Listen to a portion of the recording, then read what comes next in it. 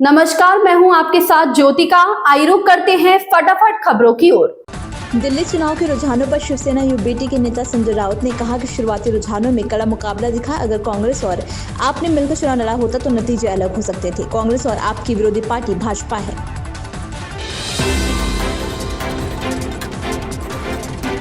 वित्त मंत्री निर्मला सीतारमण ने कहा कि सरकार और आरबीआई सभी मोर्चों जैसे महंगाई, विकास दर आदि पर मिलकर काम कर रहे हैं। वित्त मंत्री ने शनिवार को नई दिल्ली में रिजर्व बैंक के गवर्नर संजय मल्होत्रा और वित्त राज्य मंत्री पंकज चौधरी के साथ एक संयुक्त प्रेस कॉन्फ्रेंस की। कोहली दाएं घुटने में सूजन के कारण पहले मैच में नहीं खेल पाए थे, जिससे 19 फरवरी को शुरू होने वाली चैंपियंस ट्रॉफी से पहले उनकी फिटनेस को लेकर चिंताएं व्यक्त की जा रही हैं। भारतीय उपकप्तान शुभमन गिल ने हालांकि स्पष्ट किया है कि कोहली की चोट गंभीर नहीं है और वे दूसरे वनडे में खेलेंगे।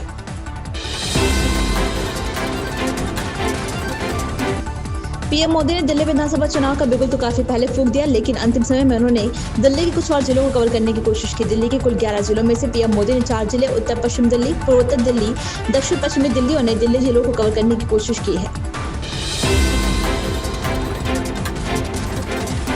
दिल्ली विधानसभा चुनाव के लिए मतगणना जारी है। इस बीच अब तक आए रुझानों में भाजपा को जबरदस्त बढ़त मिलती दिख रही है। वहीं लगातार 3 बार चुनाव जीत चुकी आप कड़े संघर्ष में पिछड़ गई है। इस बीच कांग्रेस का हाल बीते 2 चुनावों की कहानी दोहरा रहा है। फिलहाल पार्टी का राजधानी में खाता भी खुलता नहीं दिख रहा है।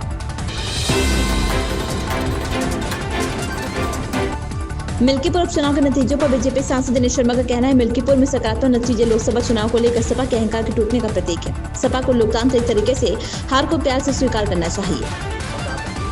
पहले राउंड से लगातार बीजेपी बढ़त बनाई। देखिए, प्रभु राम की कृपा है कि उन्होंने जो कृपा बरसाई है, हमारे कार्यकर्ताओं की मेहनत, योगी जी का कुशल शासन और माननीय मोदी जी का मार्गदर्शन, ये मिल्कीपुर का जो सकारात्मक रिजल्ट है वो इस बात का प्रतीक है कि समाजवादी पार्टी का जो अहंकार लोकसभा का था वो बुरी तरीके से टूट रहा है और वो एक चांस रहा होगा जिसमें अफवाहों के कारण तमाम क्षेत्र प्रभावित हुए थे। दिल्ली इलेक्शन 2025 नतीजों पर उत्तर प्रदेश के मुख्यमंत्री योगी आदित्यनाथ का कहना है, दिल्ली विधानसभा चुनाव और मिल्कीपुर उपचुनाव के नतीजों ने झूठ और लूट की राजनीति पर पूर्ण विराम लगा दिया है। ये पिछले 11 वर्षों में पीएम मोदी के नेतृत्व में किए गए विकास कार्यों की जीत है। मैं दिल्ली में विजयी हुए सभी उम्मीदवारों को बधाई देना चाहता हूँ। दिल्ली विधानसभा चुनाव का परिणाम और उत्तर प्रदेश की अयोध्या जनपद की मिल्कीपुर विधानसभा उपचुनाव का परिणाम झूठ एवं लूट की राजनीति पर पूर्ण विराम का स्पष्ट संकेत कर रही है। आदरणीय प्रधानमंत्री श्री नरेंद्र मोदी जी के नेतृत्व में सेवा, सुरक्षा, सुशासन और लोक कल्याणकारी जो कार्य पिछले 11 वर्षों से निरंतर चल रहे हैं, उनकी विजय है।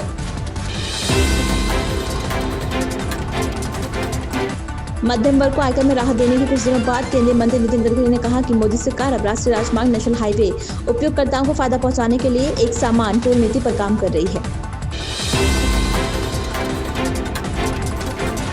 भारतीय टीम रविवार को जब दूसरे वनडे में इंग्लैंड का सामना करेगी तो सबकी नजर विराट कोहली पर टिकी होगी। विराट कोहली पहले वनडे में घुटने की चोट की वजह से नहीं खेले थे। प्रैक्टिस के दौरान भी वे दाएं घुटने में बैंड लगाए हुए दिखे हुए थे। हालांकि इंग्लैंड के खिलाफ 87 रन की पारी खेलकर भारत को 4 विकेट से जीत दिलाने वाले शुभमन गिल ने स्पष्ट किया है कि विराट कोहली की चोट गंभीर नहीं है और वे 9 फरवरी को कटक में होने वाले दूसरे वनडे में खेलने उतरेंगे।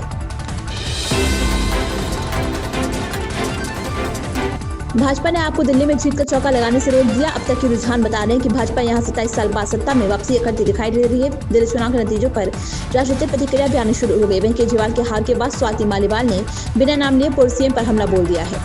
इन खबरों में बस इतना ही। बने रहिए हमारे साथ।